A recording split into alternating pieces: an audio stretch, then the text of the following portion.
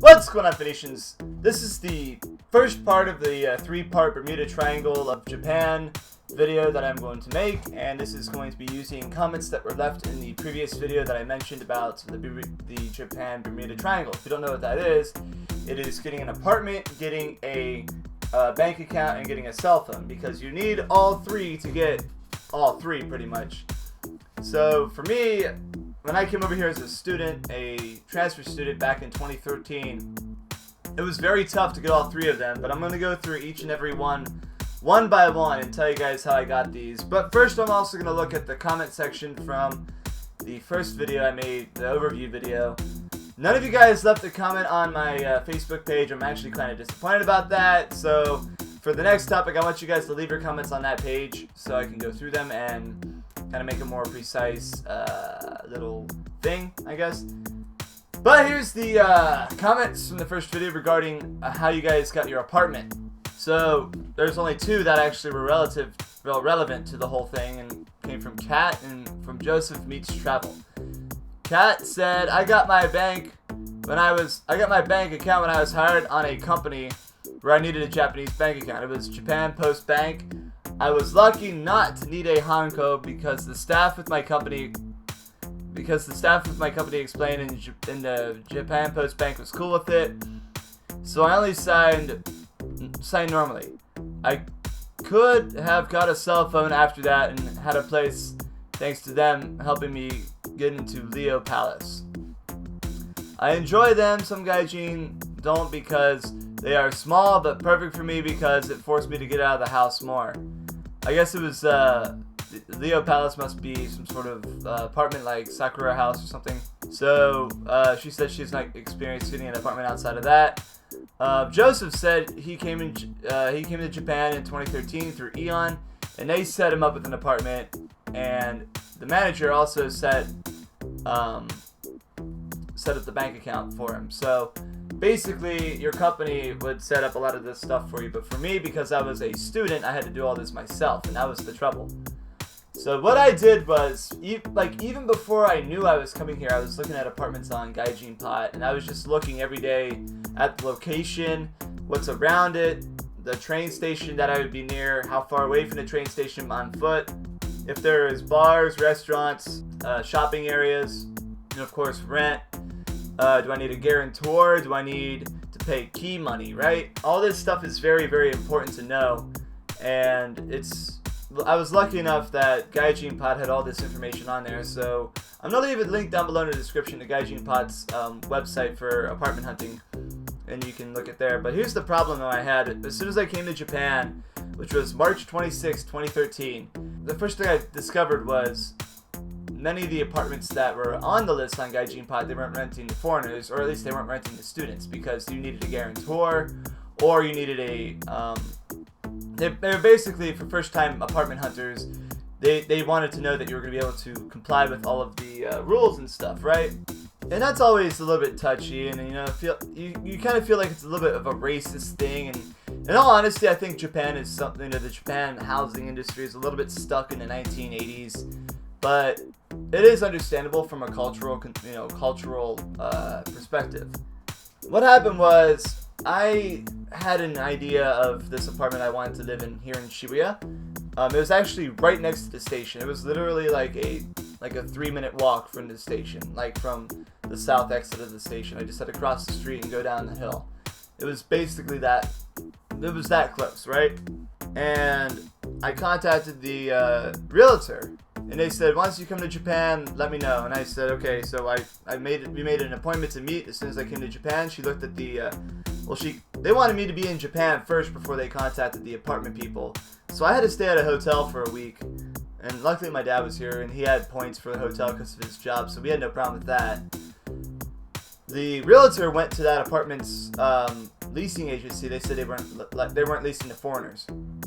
Plain and simple. I was like, well, why is it on Gaijin Pot? And she said she had no idea. This realtor was really good. I forgot her name, but she really, really understood the struggle that many foreigners have with getting an apartment in Japan.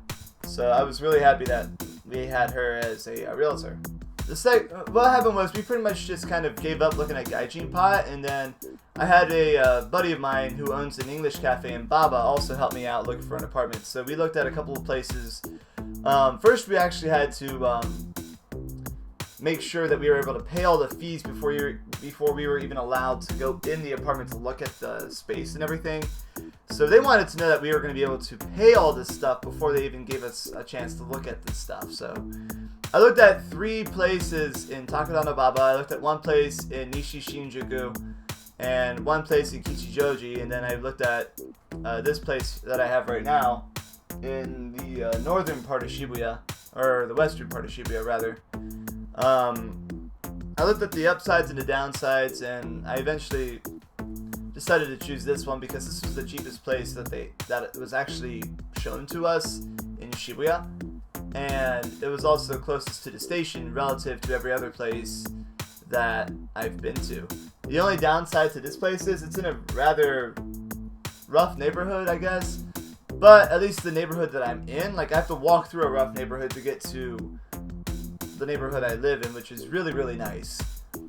So there's lots of restaurants, lots of other apartments and stuff like that, and it's not that far away from the station. It's a walk, but it's not that far of a walk. It's good for my legs.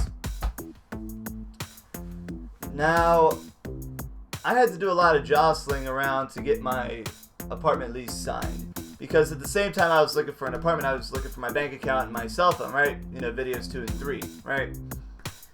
I had to basically sign a paper that said as soon as I get my bank account information, I'm going to forward that. I'm going to go straight to the office and give that information to you, the office people.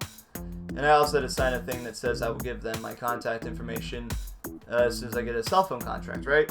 So that was a bit of a hassle, but the realtor pretty much just said this person's legit.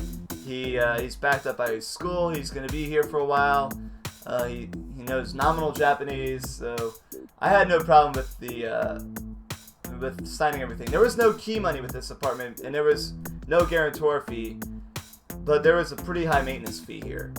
So you pay monthly rent and monthly maintenance fees, so I wish they would just include the maintenance fee and the rent. And I also had to set up my gas, electric, and water bills, all that stuff, right? And eventually I had to set up my internet.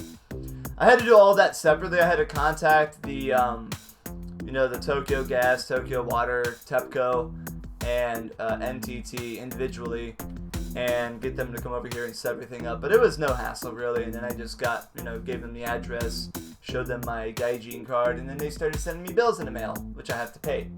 The cool thing about paying bills is they actually give you a lot of leeway. Like, you get a lot of time to pay those bills. So it's not that much of a problem. Like, if you miss like a month, you could still pay it like a month later without any penalties. So it's a pretty good deal. But I still know people, especially English teachers, who were unable to pay their bills for 3 months and they got their utilities cut off. And it was a very bad situation for them, and some of them even got evicted, which is why I want to avoid teaching, because a lot of these people got shafted. Beside the point, getting an apartment was probably the easiest thing I had to do, but it took me a while to set everything up in here, so I had to live with my friend for a few days before I had everything set up, because I didn't have a bed, I didn't have my furniture delivered, I didn't have any, I barely had anything delivered in here. By the time I moved in, all I had was this table and my TV. Ironically, I just had a TV. So that was pretty much it for finding an apartment. My experience for finding an apartment. I hope you guys had a relatively easier experience than I did, because of course me having my own special little transition to Japan, it was a doozy, I'll tell you that. So on my Facebook page, I'm going to leave a link to the post I want you guys to put your comments in, or I guess down below in the comment section. Let me know your experiences getting a bank account set up, because for me it was a pain in the ass.